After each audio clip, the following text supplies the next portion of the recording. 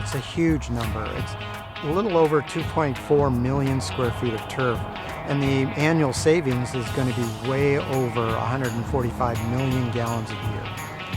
COVID-19 may have sidelined the high school football season here in the Valley, but empty stadiums gave the Clark County School District the opportunity to even the playing field. CCSD, the fifth largest school district in the country, is replacing natural grass with artificial turf at 29 area high school football fields. A handful of schools that already had artificial turf are also getting much-needed upgrades. So we had 5 fields that were already artificial turf. That turf had reached its end of life, so we were looking at replacing those fields. In addition, we had some safety concerns at schools.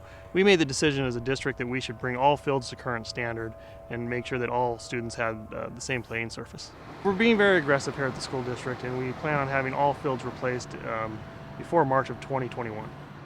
Looking at one high school football field, you see the massive amount of grass that is out here. It equates to hundreds of typical residential yards, and the savings is going to pile up massively and in a hurry. The school district and the community will save 1.2 billion gallons of water over a decade.